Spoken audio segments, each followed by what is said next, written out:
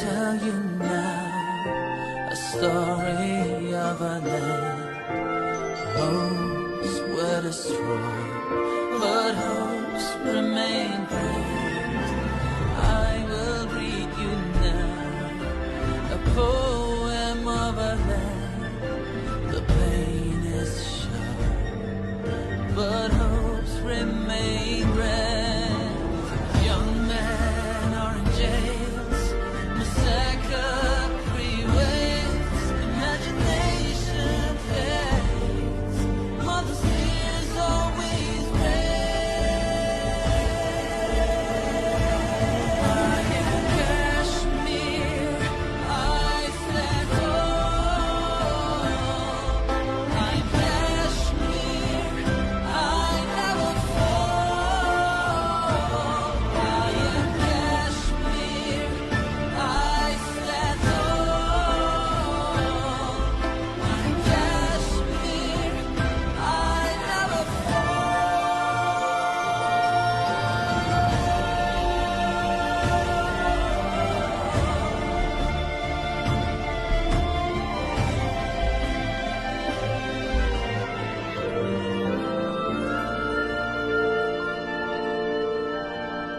बिस्मिल्लाहिर्रहमानिर्रहीम, अस्सलाम वालेकुम, hello and good evening viewers. Face to face Toronto 360 TV के साथ मैं हूं आपका अपना होस्ट महबूब अली शेख। नाज़रीन, जैसा कि आप सब जानते हैं कि जम्मू कश्मीर में गुज़िश्ता 73 ईयर्स से भारतीय बर्बरियत और जुल्म सितम का कश्मीरी शिकार हुए हैं। 5 अगस्त 2019 से जारी जम्मू व कश्मीर की आवाम पर मोदी के RSS नज़रिए और आर्टिकल 73 के 22 जो है 370 के 22 तकरीबन 1 साल 5 माह और 21 दिन यानी भारत जो है वो 550 लॉकडाउन मुसल्लत करने की जानिब गामजन है। कश्मीरी आवाज़ को दबाने के लिए हर मुमकिन कोशिश करता है। भारत के प्रेसिडेंट, प्राइम मिनिस्टर, तमाम काबीना जो है वो ये खुद भी सोचने पर मजबूर है कि आखिर कश्मीरी उनकी आवाज़ को दबाने के लिए वो कौन सा हरबा इस्तेमाल करें, लेकिन हर बार नाकामी उनका मुकद्दर बनती है। कश्मीरी अवाम जिस तरह इंसानियत की जानिब देख रही है कि शायद इंसानी हुकूक के अलमबरदार उनकी आवाज़ को सुन सकें, उनकी चीखों पुकार को सुन सकें, उन माओं की सिसकियों को सुन सकें जो अपने जवान बच्चों को खोती जा रही है। एक मोहतात अंदाजे के तहत इस वक्त 95,000 से जायद कश्मीरियों का खून बहा दिया गया है, बगैर किसी वजह के, बगैर किसी रीज़न के। यही नहीं, मेरे पास एक जारी करदा अदाद शुमार हैं। Jammu Kashmir coalition of society JKSCCSS और APDP यानी association of parent of disappeared persons, उसके अदाद शुमार के मुताबिक जम्मू कश्मीर में अब तक 95,000 से जायद कश्मीरी शहादत का जाम पी चुके हैं। 1,10,000 से जायद मकानात और दुकानें तबाह व बर्बाद कर दी गई हैं, जलाकर खाकसतर कर दी गई हैं। 1,70,000 से जायद बच्चे ऑर्फन यानी यतीम हो चुके हैं। यही नहीं, जुल्म सितम यहाँ नहीं ठहरा नाजरीन, 11,000 से जायद खवातीन की इज्जत को भारतीय अफवाज ने पामाल कर दिया। और इन सब की जिम्मेदार कौन है? इन सब के जिम्मेदार हमारे मीडिया भी हैं, हम भी हैं, हमारी सोसाइटी भी है, जो कश्मीरियों की आवाज़ की जानिब ऐसा लगता है कि उन्होंने अपने कान बंद कर दिए हैं। हमें दुनिया के अंदर कोविड-19 का लॉकडाउन तो नज़र आता है, लेकिन कश्मीर में जारी जो लॉकडाउन है वो हमें नज़र नहीं आ रहा। 5 फरवरी योम यकजहती कश्मीर यानी कश्मीर सॉलिडरिटी डे मनाया जाता है। हर साल मनाते हैं, गुजर जाता है, फिर कश्मीर पर जुल्म सितम होता है। ये योम यकजहती कश्मीर के हवाले से हमने सोचा क्यों ना एक अपने प्रोग्राम को मुरतब किया जाए। इस प्रोग्राम को मद्देनज़र रखते हुए हमारे साथ आज हमारे बहुत ही मोअज़्ज़िज़ मेहमान हैं, high commissioner of Pakistan in Canada जनाब रज़ा बशीर तारड़ साहब। रज़ा बशीर तारड़ साहब जो है वो किसी तारुफ के मोहताज नहीं है। माशाल्लाह जब से इन्होंने कनाडा में संभाला है अपना चार्ज, यहाँ ही नहीं बल्कि मेरी इनसे साउथ अफ्रीका में भी मुलाकात हो चुकी है, वहाँ भी इन्होंने जो है वो अपने आप को मनवाया। और पाकिस्तान और जिस ममालिक में भी ये गए हैं, कनाडा हो या जिन ममालिक में ये रहे, उन पर ताल्लुकात चाहे वो तजारती हवाले से हो, सफारती हो, उस पर उन्होंने भरपूर की तरह किया। सर अस्सलाम वालेकुम, welcome to my show face to face with Mehboob Sheikh. बिस्मिल्लाहिर्रहमानिर्रहीम। वालेकुम अस्सलाम। बहुत शुक्रिया शेख साहब। Thank you sir, so much for having. हमारा आज का ज़ाहिर है सबसे अहम मौजू तो वो यही है जो हमने बात की 5 फरवरी जो हम मनाया जाता है योम यकजहती कश्मीर अवाम के साथ। लेकिन हम चाहेंगे कि हम आपको इस प्रोग्राम के अंदर जब हम कश्मीर डे पे बात कर रहे हैं तो EU डिसइंफो लैब की जो इन्वेस्टिगेशन रिपोर्ट आई थी इंडियन क्रॉनिकल के हवाले से उस पर और पाकिस्तान और कनाडा के हवाले से भी कुछ बातचीत करें। ये बताइएगा कि कश्मीर के हवाले से जो सूरत हाल है आप भी जानते हैं, हम भी जानते हैं, उस हवाले से आप बतौर हाई कमिश्नर जो रोल प्ले कर रहे हैं वो किसी से पोशीदा नहीं है। क्या नजर आ रहा है सर, ये जो जुल्म सितम के खिलाफ आज पाकिस्तान सिर्फ वाहिद कफील नहीं रहा, आज बरतानिया से भी आवाजें आ रही हैं, तुर्की से भी आवाजें आ रही है, मलेशिया से भी आ रही है, चाइना से भी आ रही है। तो क्या नजर आ रहा है आपको? शेख साहब, सबसे पहले तो आपका बहुत शुक्रिया। आपने बहुत ही मुफस्सल तरीके से रोशनी डाली है जो सूरत हाल है मकबूजा जम्मू कश्मीर में, जो Indian illegally occupied Jammu and Kashmir है। और बहुत आपने जो है ना पर्टिनेंट सवाल रेज किए हैं, और ये बिल्कुल एक जायज़ सवाल और कंसर्न है कि ये मामला किस तरफ जाएगा। तो ये तारीख गवाह है शेख साहब के जुल्म सितम जो है अल्लाह ताला का एक निज़ाम है कि एक हद से ज़्यादा ये चीज़ें पनप नहीं सकती। और जो कुछ भारतीय हुकूमत वहाँ पे कर रही है, हुकूमत मैं इसलिए कह रहा हूँ कि भारत एक बड़ा मुल्क है, और जो वहाँ पे इंतहा पसंद लोग इस वक्त आपको नज़र आ रहे हैं गद्दी पे बैठे हुए, वो शायद पूरे मुल्क के तर्जुमान नहीं है, ना उनको होना चाहिए। अब उसमें ये है कि जो एक आप कह लें एक कैलकुलस है या एक्सपेक्टेशन है या जो उन्होंने हिसाब लगाया हुआ है या जो मंसूबा है, वो यही है कि जी इसमें दुनिया क्योंकि एक बाज हल्के खामोश तमाशाई हैं, बाज जो हैं वो एक बिनाइन निगलेक्ट वाला मामला है, बाज इस पे बात कर रहे हैं लेकिन इतनी ज़्यादा नहीं कर रहे। और ये है कि जब कंसर्न्स रेज हो रहे हैं उनको होने दें, और हम अपने तरीके से इसको हल करेंगे। उसमें एक एस्पेक्ट ये है कि जो डेमोग्राफिक री इंजीनियरिंग हो रही है, कि वहाँ पर डोमिसाइल धड़ाधड़ इशू किए जा रहे हैं, कि जो उसकी जो पॉपुलेशन जो डेमोग्राफी है, जो वहाँ की आबादी है, उसको एक तरह से री इंजीनियर किया जाए और वहाँ पे हिंदू अक्सरियत को मुसल्लत कर दिया जाए।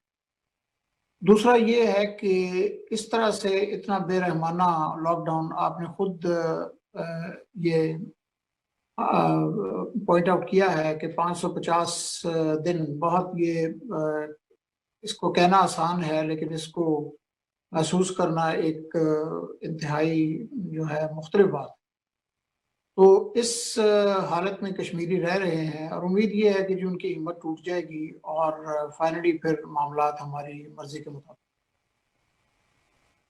तो मैं इसमें ये अर्ज करूंगा कि ये जो भी उम्मीद है ये कभी भी पूरी नहीं होगी भारत की, और तारीख गवाह है। अगर ये पैसों से मामला हल होता होता तो जो भी इंडिया ने वहाँ पे इन्वेस्टमेंट की है तो उससे शायद ये था कि जी हम कश्मीरियों को खरीद लेंगे, वो भी नहीं हुआ। उसमें भी नाकामी हुई। अली अली गिलानी साहब ने फेमसली ही रिमार्क कि अगर ये तमाम हमारी सड़कें सोने की भी बना दें तो हम इनके हक में नहीं हो सकते।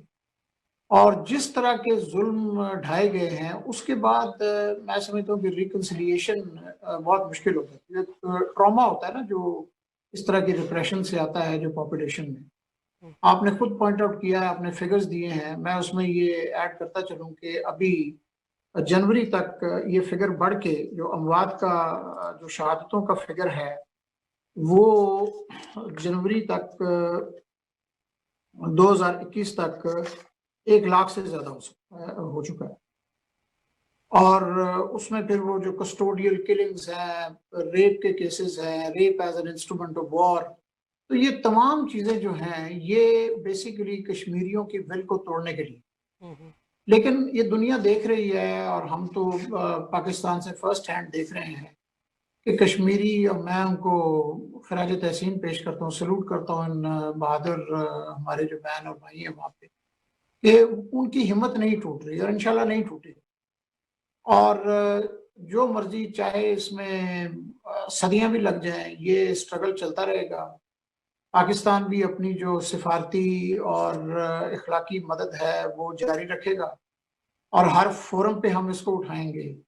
और इसमें मैं एक चीज़ अर्ज करता चलूं कि ये जो प्रोपेगेंडा मशीनरी है, जिसपे हम बाद में डिसइंफो लैब के कॉन्टेक्स्ट में भी बात करेंगे, तो एक्सपेक्टेशन ये है कि रट लगाए रखो झूठ की एक वो जो ब्लिट्स स्ट्राइक ऑफ लाइज, वो इतनी ज्यादा करो कि फाइनली वो झूठ जो है वो सच बन जाए, लेकिन ये नहीं होगा इंशाल्लाह।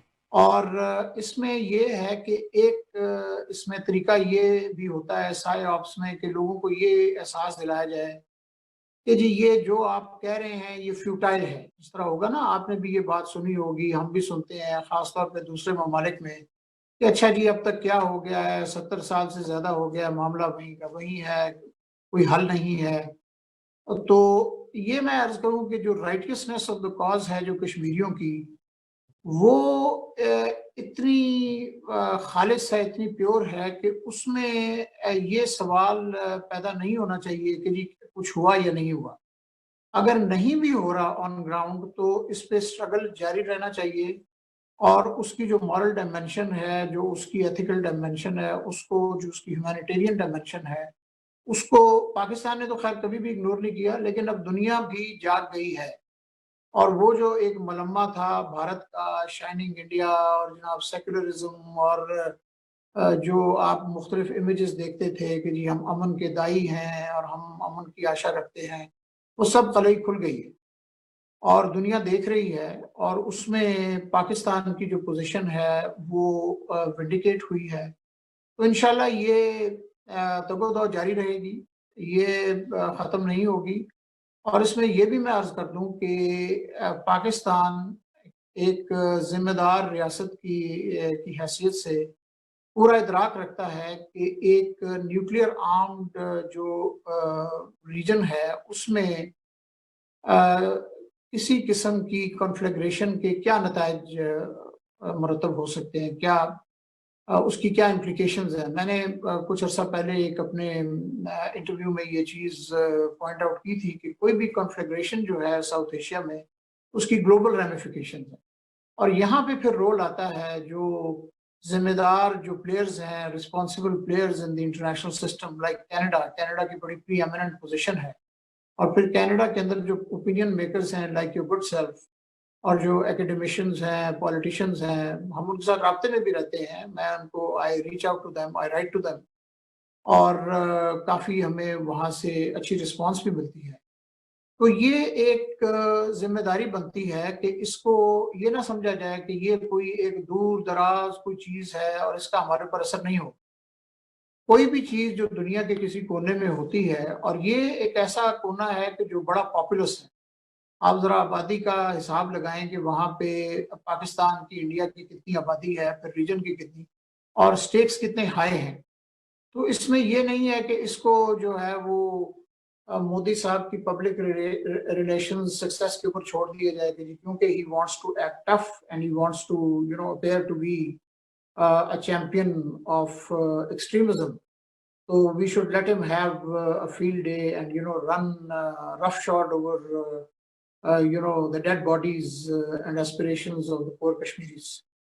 तो ये बड़ा एक important है। और once again I thank you for highlighting this issue, of devoting your valuable airtime to it, and certainly we wish you Godspeed in this regard. साहब, हम आपके साथ एक वीडियो शेयर करना चाहेंगे। आज तक तो हम कह रहे थे कि मोदी का जो है वो हिंदुत्व आरएस नज़रिया है, उसको हम लोगों के सामने लेकर आते थे, लेकिन आज उनका अपना मीडिया, बहुत सारे मीडिया हाउसेस जो हैं वो ये कहने पर मजबूर हो गए कि वाकई में जो हिटलर का नज़रिया था वही मोदी का नज़रिया है। एक वीडियो शेयर करते हैं, फिर आपसे दोबारा उस पर बात करते हैं।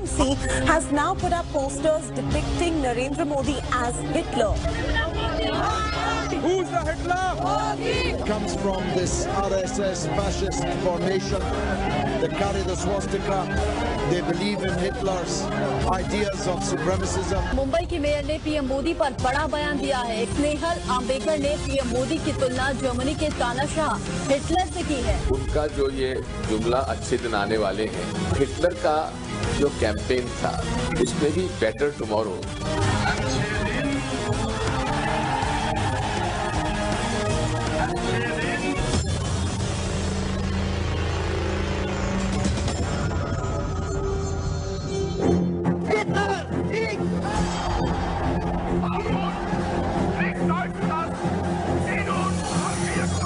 एडोल्फ हिटलर और नाजी पार्टी का नस्ल परस्ताना गेम प्लान किस तरह नरेंद्र मोदी और आरएसएस के इक़दामात में झलक रहा है।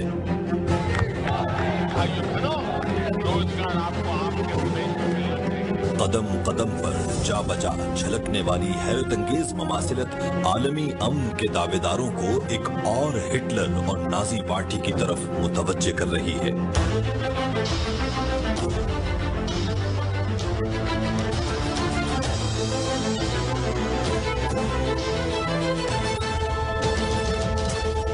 वेलकम बैक नाज़रीन। आपने देखा कि हमने एक वीडियो शेयर की, उस वीडियो में जो है वो बहुत सारे मीडिया हाउसेस जो भारत के अपने हैं उनकी भी चीज़ें आपके सामने पेश की और जो है वो बताया कि मोदी का जो नज़रिया है आरएसएस के तहत वो जो इस काम पे कर रहा है हिंदुत्व नज़रिया, उसको किस तरह भारत में भी जो है वो मनवाया जा रहा है। रज़ा बशीर तारड़ साहब, जब आप देखते हैं कि आलमी सतह पर ये तमाम चीज़ें सामने आ रही हैं तो ऐसा महसूस हो रहा है कि कश्मीर महाज पर जो है वो इंशाल्लाह कश्मीरियों को बहुत जल्द कामयाबी हासिल होगी और उनकी जो राय है उसको सुना जाएगा कि वो क्या चाहते हैं, वो पाकिस्तान के साथ क्यों इलाक़ चाहते हैं।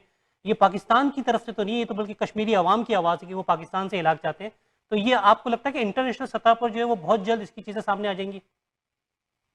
देखें जी, इसमें जो दूसरी जंग अजीम के बाद जो इंटरनेशनल सेटअप इमर्ज हुआ, मल्टीलैटरलिज्म का स्ट्रक्चर आया यूनाइटेड नेशंस का, जिसका बेडरॉक जो है, जिसका जो आप कह रहे हैं कि उसकी बुनियाद जो है वो है पैसिफिक सेटलमेंट ऑफ डिस्प्यूट्स। और आइडिया यही था कि जी एक इस तरीके से डिस्प्यूट रेजोल्यूशन की जाए कि जंग के जो इम्कानात हैं वो ख़त्म हो जाए। अब जो 2021 में हम दुनिया जिस नैज पे खड़ी है उसमें एक एस्पेक्ट तो ये है कि मिलिटराइजेशन इतनी हो चुकी है और जो तबाहकारी है वेपन्स की वो कहीं ज़्यादा बढ़ गई है। तो एक तो ये एस्पेक्ट है कि जंग जो है वो किसी मुल्क के लिए ऑप्शन नहीं है, फायदेमंद नहीं। फिर एक डायमेंशन आ जाती है नॉन स्टेट एक्टर्स, वो लोग जो कि स्टेट्स की को डिवैल्यू करके और अपना नैरेटिव आगे लाना चाहते हैं और उसमें वो फिर कई कॉजेज का सहारा भी ले सकते। तो इसमें मेरी अर्ज ये है कि दुनिया के लिए ये सवाल है। अब मेरे पास इस तरह का क्रिस्टल बॉल नहीं है। आई होप अगर मेरे पास कोई ऐसा महलूल होता या इंजेक्शन होता जो मैं भारतीय लीडरशिप को लगा सकता कि वो all of a sudden reasonable हो जाएं, इंट्रांजिजेंस छोड़ दें, तो बेहतर होता। लेकिन ये है कि दुनिया के लिए लम्हा फिक्रिया ये है कि where do we go from here. एक आपने चॉइस करनी है ना कि जी how do you resolve a dispute. अब ये कोई पत्थर का जमाना नहीं है या ये पुराना कोई एंशिएंट टाइम नहीं है कि जी जिसकी लाठी उसकी भैंस। और वो लाठी भैंस में भी फिर ये होता है कि फाइनली फिर ये है कि वो कहीं ना कहीं मजलूम जो ऑप्रेस्ड है वो उठ खड़ा होता है। तो सवाल पिवटल सवाल ये है, और उसमें अब ठीक है वो एंगल होगा कि जी अच्छा कश्मीरी मुसलमानों में भी ये फीलिंग आती है कि जी क्योंकि मुस्लिम कॉज है तो उस पर इतना काम नहीं हो रहा। ईस्ट तिमोर पे लोगों को ज़्यादा फिक्र थी, साउथ सूडान पे ज़्यादा फिक्र थी, और उसमें ग्रेन ऑफ ट्रूथ डेफिनेटली है। ये भी इस चीज़ को फिर एक जज्बातियत पैदा करने के लिए भी इस्तेमाल किया जाता है कि जी खूने मुसलमान अर्जा है और मुस्लिम लीडरशिप्स कुछ नहीं कर रही और ओआईसी इनफेक्टिव है। इस तरह की बातें हम सुनते हैं। और अक़वाम मुत्तहिदा जो है ये जी बिल्कुल एक टॉक शॉप है जहाँ लोग बैठ के बस जो है कॉफ़ी पीते हैं और गुफ्तगू करते हैं। और वो क्या गुफ्तार के गाजी हैं, ये सारे इस किस्म के। और उसमें तो इन चीज़ों को कॉम्बैट करने का तरीका यही है कि जो रीजनेबलनेस है वो प्रिवेल करे और माइट इज राइट को साइड पे करके एक डायलॉग का पाथ जो है वो लिया जाए।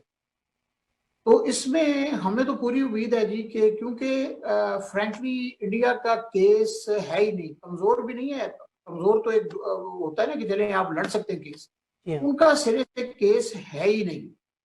ये बिल्कुल वो जैसे आजकल आपने देखा होगा वजीर आजम पाकिस्तान की हिदायत पे एक बड़ी जबरदस्त कैंपेन चल रही है कब्जा ग्रुपों के खिलाफ।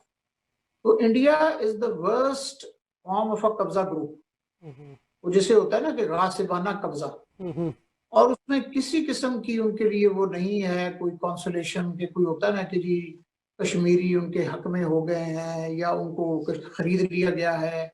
आप देखें कि जो कश्मीरी हमारे बहन भाई जो भारत के हक में भी थे, जो फील करते थे कि जी they have a lot to gain by being let's say a part of the Indian union, वो भी जो आर्टिकल 370 का हशर किया मोदी सरकार ने और जो वहां पे हो रहा है।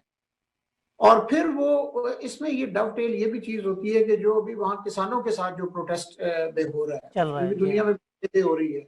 तो इससे शेख साहब मैं ये सबमिट करूंगा कि ये एक एटीट्यूड की बात है कि आप वो जो होता है ना कि और ये रियलाइज करने की बात है कि भाई एक भारतीय फिल्म जिसमें एक हीरो 50 लोगों को ठिकाने लगा देता है, उसमें और रियल लाइफ में फर्क होता है, बहुत डिफरेंट है। और रियल लाइफ में रिएक्शन होता है। मजलूम जो है वो बैठ के मार नहीं खाता रहता, उसका एक रिएक्शन। तो जो हमारे आप जैसे लोग हैं जो प्रो डायलॉग हैं, हमारे वजीर आजम साहब ने बारहा कहा है, हमारे वजीर खारजा ने मुख्तलिफ फोरम्स पे कहा है कि भाई we are willing to put our money where our mouth is and to walk the talk. हम डायलॉग के लिए तैयार हैं। अभी रिसेंटली जो है वो चीफ ऑफ आर्मी स्टाफ हमारे उनका कमर बाजवा साहब ने कहा कि हम दुनिया में अमन फैलाना चाहते हैं। जी जी जी। और आप एक अब जरा बाजवा साहब की आप सगैसिटी को जरा कंट्रास्ट करें इंडिया के आर्मी चीफ के साथ।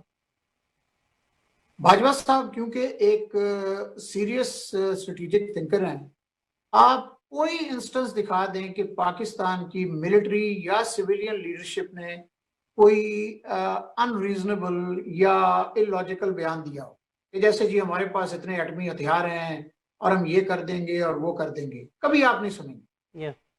Whereas भारत में वो ऐसे लगता है कि वो जो प्लेइंग टू द गैलरी की शेख साहब एक लिमिट होती है। सही बात। लीडर जो है मोदी साहब बड़े पॉपुलर लीडर हैं, तो उनका एक he is a father figure.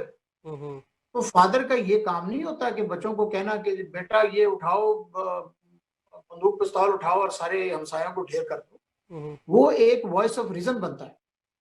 और हम वो जो वॉइस ऑफ रीजन यहाँ पे एक फंक्शन में रिमार्क किया था किसी ने कि जब ये पुलवामा और इस तरह के जब इंसिडेंट्स हुए तो उसमें दुनिया ने देखा कि Imran Khan emerged greater than he was before as a true international statesman, the acumen that he exhibited। और उसको जरा आप कॉन्ट्रास्ट करें मोदी साहब के साथ, तो प्लेइंग टू द गैलरी की एक लिमिट है। हम समझते हैं कि ठीक है लोगों को खुश करना अच्छा है, आप हीरो बनना चाहते हैं, आप वो कोई आपका पुराना हिंदुत्व प्रोजेक्ट है, आप वीर सावरकर को और नथुराम गॉडसे को अब आपने वो जो है लायनाइज करना शुरू कर दिया है। हम समझते हैं आपकी जो भी जो ख्वाहिशात हैं आबिदा, लेकिन ये है कि भाई उसकी इम्प्लीकेशंस देखें, उसका ये देखें कि उसके असरात क्या होंगे। ये कोई सैंड पिट तो नहीं है, ये कोई बच्चे आपस में खिलौने के लिए तो नहीं लड़ रहे। बड़ा एक जो है इंतहाई चार्ज किस्म की सिचुएशन है। और जो जिस तरह का वहां पे जिस तरह डिसीजन मेकिंग हो रही है, तो ये अगर खुदा न खास्ता कोई मिस कैलकुलेशन हो जाती है तो आप सोच सकते हैं कि उसके क्या असरात होंगे, पूरी दुनिया के ऊपर होंगे, पूरी दुनिया पे बुरे असरात मतलब हो सकते हैं। इवन पुलवामा का जो ड्रामा था वो भी बेनकाब हुआ व्हाट्सएप चैट के जरिए। अर्नब गोस्वामी की जो चैट आई है कि किस तरह भारत जो है पाकिस्तान पे मुसल्लत करना चाह रहा था, ये सारा इल्जाम। बिल्कुल बिल्कुल। और मैं सर एक ये अर्ज कर दूं कि ये जो एक कैलकुलस है ना, आप देखते होंगे बहुत सारे डिसइंफो लैब से आपको पता चल गया है कि ये तो एक पूरी झूठ गढ़ने की एक फैक्ट्रियां, कारखाने, मतलब अब क्या कहे बंदा, एक लामतनाही सिलसिला, एक सैले बेकरां है झूठ का, प्रिवेरिकेशन का एक ओशन है जो मतलब है जिसमें हमें डुबोया जा रहा है सबको। लेकिन और आप मतलब यूट्यूब खोलेंगे, आपको ये वो मेजर आर्या टाइप कैरेक्टर नजर आएंगे और वो सेल्फ अपॉइंटेड जो वॉरियर्स हैं, इस किस्म की बातें। लेकिन उसमें ये है कि देखें जो अजम्पशंस होती है ना, जैसे एक जमाने में भारत ने कहा जी हम वो कोल्ड स्टार्ट डॉक्ट्रिन लेके आ रहे हैं और हम पाकिस्तान में घुस जाएंगे, वो जी 80 मील हम ऑक्यूपाई कर लेंगे और ये कर लेंगे और वो कर लेंगे। और ये मैं तो इतनी मज़ाक़ खेज उसकी अजम्पशंस हैं, और ये बातें तो इवन मतलब है कि बीजेपी के आने से पहले भी हो रही थी। तो आपका क्या ख्याल है कि पाकिस्तान हाथ पे हाथ धर के बैठा रहेगा, या मतलब सारी कौम जो है वो किसी नशे की हालत में है कि आप आके ऑक्यूपाई कर लेंगे और ये वो, और फिर जितनी आपकी कैपेसिटी है वो, अब मैं मुझे कहना नहीं चाहिए, तो जो भी चीन के साथ जो स्कर्मिशेस हुई हैं उसमें दुनिया ने देख ली है। तो भाई आपने जरूर आके टेस्ट करना है हमें। लेकिन अगर कभी सिचुएशन आ गई तो फिर अल्लाह रहम करे, जो the living will envy the dead. तो ये पाकिस्तान को ये नहीं है कि हम किसी खौफ में मुब्तला हैं कि जी भारत हमारे पर हमला कर देगा, तो ये वो, हम तो दुनिया को इस तबाही से और खित्ते को बचाना चाहते हैं। नो डाउट जो एडवेंचर वो करना चाह रहे हैं रजा बशीर तारा साहब, वो एडवेंचर सबके नॉलेज में, इवन भारतीय आवाम खुद भी नहीं चाहती है, नहीं चाहते ना। देखिए ना, मतलब है कि आप कोई भी जो जंग होती है, और ये कोई पानीपत की जंग का जमाना नहीं है कह रहे हैं आप कि वो जी 2 फौजें आई, कोई इतना खास इम्प्लीकेशन नहीं है, वो ठीक है, लोग कुछ वफात पा गए, उसके बाद मतलब अब तो सिविलियन पॉपुलेशन के ऊपर असर होता है आपकी। मतलब है कि जो डेवलपमेंट, ये जो भी अब ये टाउट करते हैं कि जी हम शाइनिंग इंडिया और हमने जनाब ये कर दिया आईटी में, ये वो, ये 100 साल पीछे चला जाएगा। और तो इसका किसको बेनिफिट होगा? तो पॉइंट ये है कि पाकिस्तान के लिए कोई ये नहीं है, और हमारे लिए कश्मीर को रियल एस्टेट या ऐसी चीज नहीं है।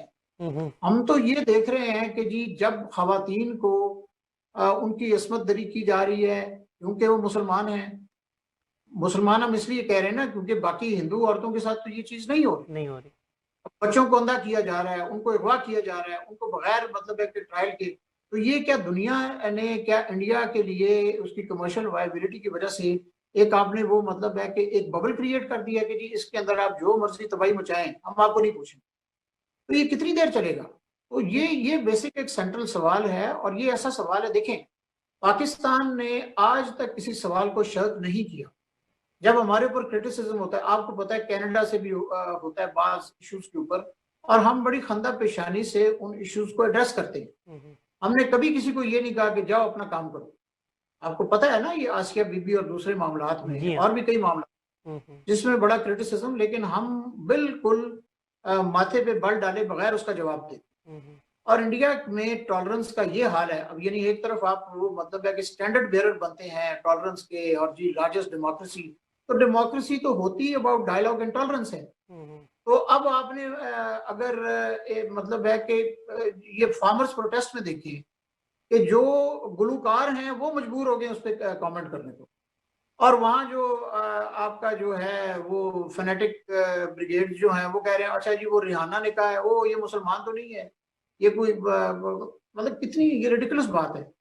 भाई बात ये है कि आप हरकतें इस तरह की कर रहे हैं। अब एज वी स्पीक इस पे वीडियोस मौजूद हैं कि वो प्लान हो रहा है कि जी सिखों को हम जैसे वो पिंसर मूवमेंट, भाई सिख क्या है? आपके एनिमीज हैं, आपके वो शहरी हैं। You know, you want to strangulate them economically. You want to strangulate, you want to snuff out their lives as well as their livelihoods. लेकिन रजा बशीर तारा साहब, मसला तो वही है ना कि भारत के अंदर सिर्फ हिंदुत्व नजरिए को जो है वो आगे फरोग दिया जा रहा है। तो सिख क्या, ईसाई क्या, मुसलमान क्या, उनके लिए सब बराबर हैं, उनके लिए सब बराबर हैं। तो हुजूर बात ये है ना कि हिंदुस्तान इतना बड़ा मुल्क है, तो उसमें मतलब है कि जो भी एथनिक या रिलीजियस माइनॉरिटीज, उनका रोल है। आप देखें ना कि जो ये सिख बरादरी है वो बैकबोन है उनकी मिलिट्री की, उनके एग्रीकल्चर की, और उनके साथ क्या हो रहा है? ठीक है जी। इवन कश्मीरी उनके जो आरएसएस के जो गुंडे हैं वो पुलिस की वर्दियों में जो है जी वो आके उन पे हमला कर रहे जी हैं, ये सब दुनिया देख जी रही है। जी नो डाउट। बिल्कुल इससे एक बात और साबित हो गई कि कायदे आजम Mohammad Ali Jinnah father of the nation का जो टू नेशन थ्योरी थी वो आज साबित हो गई। बिल्कुल सही। जी जी बिल्कुल। और आप ये देखिए कि वो बिल्कुल आपने सही फरमाया है। और इतना क्रिटिसिज्म, और जो लोग उस वक्त थे जो ये फील करते थे कि जी शायद कायदे आजम ओवर रिएक्ट कर रहे हैं या जरूरत नहीं है या नहीं करना चाहिए, आपने मुख्तलिफ थेरीज देखी होंगी, उन सब के पास या जो उनके हामी थे अब उनके पास मुंह छुपाने की जगह नहीं है। जगह नहीं है। कश्मीरी लीडरशिप मतलब है शेख अब्दुल्ला साहब के जो मतलब है अहले मुफ्ती खाना, महबूबा को देख लें आप, आज वो भारत जी के जो है वो अगेंस्ट जी बयान देने पे तैयार हो गई हैं। तो उनके पास देखे ना, कोई मतलब है कि they have left them with no ground to stand on. आप देखें ना, और आप ये देखें कि इंडिया की जो स्पिन डॉक्ट्री है वो बड़ी एडवांस्ड है। मतलब है कि गोबल्स इनकी बाकायदा शागिर्दी कर सकता है अगर वो जिंदा हो जाए, जो हिटलर का प्रोपेगेंडा मिनिस्टर था। आप देखें कि इस तमाम माया जाल के बावजूद, इस तमाम मलम्मा के बावजूद, इस झूठ के कारखानों के बावजूद फिर भी दुनिया जो है उनसे इत्तेफाक नहीं कर रही। तो उसमें यह है कि ये कोई मेरी आपकी बहादुरी नहीं है, ये वजह ये है कि मामलात इतने खराब हो चुके हैं कि अब उनको व्हाइट वॉश करने का, उनको स्पिन करने का कोई तरीका रह नहीं गया। तरीका नहीं है। मेरा नो चैलेंज है, डाउट। आप दुनिया के बेहतरीन जो इंफॉर्मेशन मैनेजर्स हैं उनको लेके आए। हम्म। एक वो, क्योंकि इतनी जो एग्रीजियस क्रूअल्टी है उसको आप नहीं व्हाइट वॉश कर सकते, आप किसी लॉजिक से नहीं कर सकते। और अगर आप करेंगे तो इसका मतलब है कि you want a return to authoritarianism, of course. जिसके खिलाफ दो आलमी जंगें लड़ी गई, ठीक है, जिसके रिएक्शन में यूनाइटेड नेशंस, पहले लीग ऑफ नेशंस पे यूनाइटेड नेशंस वजूद में आई। तो आप माइट इज राइट पे अगर चलेंगे तो ये तो दुनिया फिर मुतहारिब ग्रुपों में बढ़ जाएगी। एक तरफ ऑप्रेसर होगा, दूसरी तरफ वो होगा जो उसको रेजिस्ट कर रहा है। और रेजिस्टेंस की आपके सामने है कि बड़ी एक जबरदस्त हिस्ट्री है जो हमने 20th सेंचुरी में देखी है। मतलब है कि कॉलोनियल पावर्स के खिलाफ, फिर वो जो आपने और जगहों पे उसका एक्सप्रेशन देखा है। अरब स्प्रिंग ने आपको दिखाया कि जी जो स्टेट का वो जो एक अनफेटर्ड एक परसेप्शन थी, स्टेट के पास एक अनफेटर्ड राइट है टू ओप्रेस, वो ऐसी कोई बात नहीं है। फिर यूनाइटेड नेशंस में there are concepts like responsibility to protect, और ये वेस्टर्न कंट्रीज उसमें बड़ी आगे आगे होती हैं कि ये अगर कहीं जेनोसाइड हो रही है, कहीं मतलब एग्रीजियस ह्यूमन राइट्स वायलेशंस हो रही हैं, तो we have a responsibility to step in. तो अब ये है कि दुनिया इस पे जाग रही है और भारत का की ये जिम्मेदारी है। मतलब उनको यही हम मशवरा दे सकते हैं कि please be reasonable and resort to dialogue, वरना ये मामला आपके हाथ से निकल जाएगा। निकल चुका है वैसे ही, नो डाउट। बेशुमार वहां पे जो है वो अलहदगी की तारीखें चल रही हैं। तो क्यों चल रही हैं, मेरा सवाल ये है ना कि अगर इतना आपने वो स्वर्ग जिसको हम उर्दू में और अरबी में जन्नत कहते हैं, अगर वो बनाया हुआ है तो लोग इतने क्यों परेशान हैं, वो क्यों इतनी वो सेपरेटिस्ट जो है। और मैं इस पे मतलब है कि घंटों बात कर सकता हूँ, वो तो फिर हम पीछे जाएंगे कि सही बात। इस्लाम इतना कैसे फैला। Of course. अच्छा वैसे बशीर साहब, नो डाउट कश्मीर के हवाले से हमारा आज का प्रोग्राम भी हमने उसी पे महदूद रखना था, लेकिन उसी से रिलेटेड चीज़ें हैं कि पाकिस्तान के खिलाफ जो है वो आलमी सतह पर लॉबिंग करने वाला गुज़िश्ता 15 साल से जो है बल्सिस ने, डिसइंफॉर्मेशन लैब ने जो है वो भारतीय नेटवर्क जो है उसको आइडेंटिफाई किया, उसकी सारी चीज़ें बताई कि 2005 से जो है वो पाकिस्तान के खिलाफ जो मन गढ़ंत खबरें शाया हो रही थी। 2011 में एक और चीज़ जो है वो अभी रिसेंटली हमारे पास है कि साउथ एशिया डेमोक्रेटिक फोरम, वो भी आइडेंटिफाई हुआ है अभी कि वो पाकिस्तान में बैठ के किस तरह कर रहा था, इंडियन जो है उसको नेटवर्क को, उसकी बातों को किस तरह आगे फैला रहा था यूनाइटेड नेशन तक। व्हाट्सएप चैट हमारे सामने आई, बहुत सारी चीज़ें हमारे सामने आई। तो ये जो गुज़िश्ता 15 साल से पाकिस्तान के खिलाफ, पाकिस्तान को तनहा करने के लिए जो साजिश थी वो बेनकाब हो चुकी है। लोग जानते हैं कि जो मनगढ़ंत खबरें थी वो क्या थी। इस पे बताएं कि इस पे आलमी सतह पर इस मसले को हम मजीद इसके लिए क्या कर सकते हैं, और यहाँ कनाडा में बैठ के हम इस पे as a media person, as a Pakistani, हम इसको किस तरह लोगों तक आगे तक पहुँचा सकते हैं। देखिए जी, जहाँ तक डिसइंफो लैब का सवाल है, और वो इसमें मतलब ये तो at the risk of stating the obvious, देखिए सीधी सी बात है, अल्लाह ताला ने कायनात को हक पे बनाया है, जो है ना कि इसकी बुनियाद ट्रूथ है। तो फॉल्सहुड जो है वो बाय वेरी नेचर वो सर्वाइव नहीं कर सकता, पनप नहीं सकता, लॉन्ग रन में नहीं हो सकता। इंडिया की बहुत देर से ये ख्वाहिश है कि जी पाकिस्तान को पोर्ट्रे किया जाए, और अच्छा अब उनके जहन में ये एक खुशफहमी रही है बड़े अरसे से कि जी शायद हमने पाकिस्तान को बड़ा मलाइन कर दिया है, तनहा कर दिया। आपने सुना होगा आइसोलेट ना कर दिया है। अच्छा, जब वो आइसोलेशन की बांसुरी बजा रहे थे तो मैं उस वक्त खुद न्यूयॉर्क में मौजूद था। अल्हम्दुलिल्लाह we got elected to the security council also, ठीक है ना। तो आइसोलेटेड कंट्री तो सिक्योरिटी काउंसिल के मतलब वो क्या कहते हैं, दहलीज तक नहीं जा सकता, बच्चे जाए कि उसका मेंबर बन जाए। उसके बाद अल्हम्दुलिल्लाह पाकिस्तान के अभी आप देख लें मरासम P5 के साथ भी अच्छे हैं, हमारे जनाब हमसायों के साथ भी चलें, इंडिया को आप उसमें से एक एक्सक्लूड भी कर दें। तो कोई ये कभी भी एक्सपेक्टेशन पूरी नहीं हुई। अब उनका ये ख्याल है कि वो ट्वीट से और वो जनाब वीडियोस लगाने से बड़ी क़यामत आ जाती, तो वो तो होता नहीं। लेकिन उसमें भी अब आप देखें ना कि इस चीज का यूरोप में एक्सपोज होना, और उसमें ये नहीं है कि कोई यूरोप में पाकिस्तान के लिए मोहब्बत के दरिया बह रहे हैं। वो बात ये है कि उनको ये महसूस हुआ कि यार ये लोग हमारी जो कर्टसी है उसको अब्यूज कर रहे हैं, और हमारे नाक के नीचे बैठ के इन्होंने ये झूठ का सिलसिला जो है वो शुरू किया और उसको चला रहे हैं। और सिर्फ ये उसमें इंफॉर्मेशन तक महदूद नहीं है। आपकी यहाँ CBC की बड़ी जबरदस्त इन्वेस्टिगेटिव रिपोर्ट थी, वो जो कॉल सेंटर से लोग हिंदुस्तान में बैठ के कैनेडियंस को लूट रहे थे, आपने देखा होगा ना। जी हाँ, मैंने देखा। बिलियंस ऑफ डॉलर्स मतलब उनको डिप्राइव कर दिया, मैं जी RCMP से बोल रहा हूँ और ये है और वो है। तो ये फिर वो उन मुल्कों के लिए लम्हा फिक्रिया है कि यार ये हमारे मुल्क में बैठ के अगर इस तरह की हरकतें कर रहे हैं तो इसकी अच्छा फिर ये है कि आप एक हेट्रेड जनरेट कर, आप एक टेंशन क्रिएट कर। अगर आप मलाइन कर रहे हैं पाकिस्तान को कि वो जैसे होता है कि जी टेररिज्म ये वो, तो आप एक टेंशन क्रिएट कर रहे हैं ना। उससे यहाँ पे मतलब है कि बड़ी वाइब्रेंट इंडियन कम्युनिटी है, पाकिस्तानी डायस्पोरा बड़ा एक्टिव है, उनके अंदर आप एक टेंशन पैदा। तो वो अब दुनिया ने देख लिया कि जी ये तो एक झूठ है, और ये पाकिस्तान की पोजीशन विंडिकेट होगी कि जी हम तो बड़े अरसे से कह रहे हैं कि ये एक ट्रम्प का गलत चार्जेस है। अच्छा, तो उसमें जो है ना एक आप समझें कि इस चीज की अब इम्पोर्टेंस आई है सामने कि to sift through fake news, क्योंकि फेक न्यूज का मसला सिर्फ इस कॉन्टेक्स्ट में नहीं है, दुनिया में भी है। तो एक तो ये है कि हमें अनड्यूली इन्फ्लुएंस नहीं होना चाहिए, ये जो मीडिया पे उल्टी सीधी चीजें आती हैं, और उनको बकायदा जैसे है ना कि अगर आपका कोई सोर्स ऑफ इंफॉर्मेशन है तो वो कोई रिप्यूटेबल होना चाहिए, उसको प्रॉपर देख के और सिफ्ट करके। और फिर ये है कि जो मीडिया एंटिटीज हैं उनकी रिस्पॉन्सिबिलिटी ये है कि they should not run with the story in their quest for a scoop. वो जो एक होता है ना कि सीरियस एनालिटिकल जर्नलिज्म होता है, एक ही होता है कि जी I should be the first one to break the news. तो जाहिर है वो भी एक रिस्पॉन्सिबिलिटी है। लेकिन मैं आपको मतलब मेरा ये इस पे टेक ये है कि बहुत ज्यादा भारत डिस्क्रेडिट हुआ इससे, जो इनकैलकुलेबल उन्होंने हार्म पहुंचाया अपनी इमेज को, अपनी वो जो एक सॉलिडिटी एज अ स्टेट है, एक इतनी large entity, demographic and political largest democracy and so on so fourth, बहुत उसको धक्का लगाया और बहुत उसको जो है ना, और उसको रिपेयर करने का सिंपल तरीका ये है कि आप सच बोलो।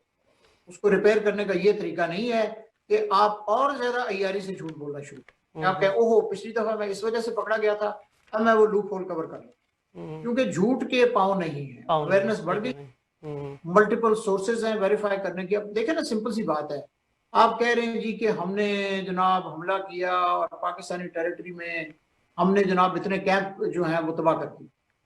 तो अब तो महबूब शेख साहब टोरंटो में बैठ के गूगल मैप से चेक कर सकते हैं कि अच्छा जी वहां पे क्या सिचुएशन, राइट।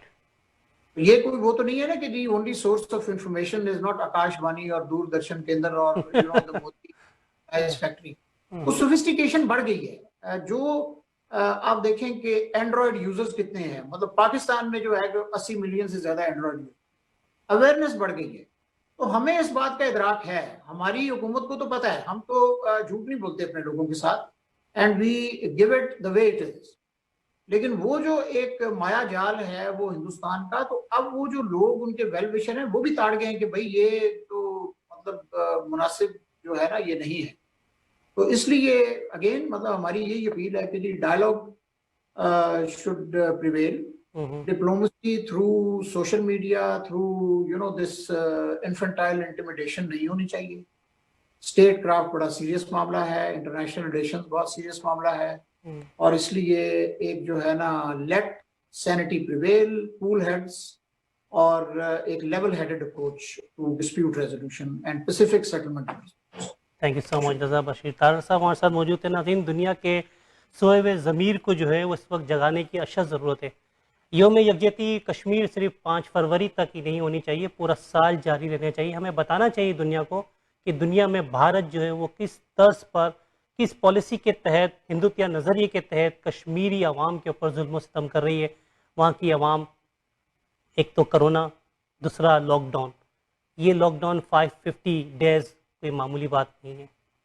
सोचें, इंसानियत के ऊपर रोज़ाना एक ज़र्ब मारी जा रही है, मासूम बच्चों को रोज़ाना कत्ल किया जा रहा है, उनको यतीम किया जा रहा है, ख़वातीन की इज़्ज़त को पामाल किया जा रहा है।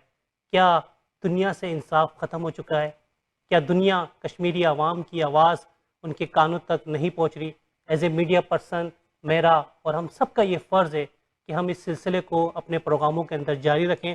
अपने प्रोग्राम को ख़त्म करने से कबल एक बात और ज़रूर शेयर ज़रूर करूँगा आपके साथ कि जो मजबूर कश्मीर में हज़ारों माएँ हिंदुस्तानी बर्बरियत का शिकार है, उसको नज़रअंदाज ना करें। ऐसा ना हो कहीं देर हो जाए, और उससे पहले कि कहीं देर हो जाए हमें अपना रोल प्ले करना है। कश्मीर के हवाले से एक अदर शेर जो है वो आपके साथ शेयर करना चाहूँगा कि कश्मीर में बादल नहीं, चारों तरफ पत्थर बरसते हैं, और इस बारिश में सब मासूम कश्मीरी रोज़ नहाते हैं। जहन्नुम से भी बदतर है मगर फिर भी जन्नत है, लहू रंग लाएगा तेरा ए मेरे कश्मीर, तू जन्नत है, तेरी जहन्नुम की रातें इंशाल्लाह गुजर जाएंगी। अपने होस्ट महबूब अली शेख और रज़ा बशीर तारड़ साहब को इजाज़त दीजिए। उम्मीद है कि कश्मीर के लिए जो हमने एक कोशिश की है, कश्मीरी आवाम के लिए एक सिलसिला हमारा जारी है, वो ज़रूर कारआमद साबित होगा, और एक दिन होगा कि हम कश्मीर के हवाले से एक खुशखबरी सुनाएंगे और दुनिया देखेगी कि भारत ने जो जुल्म और सितम के पहाड़ ढाए थे, उसको जुल्म और सितम के पहाड़ उसकी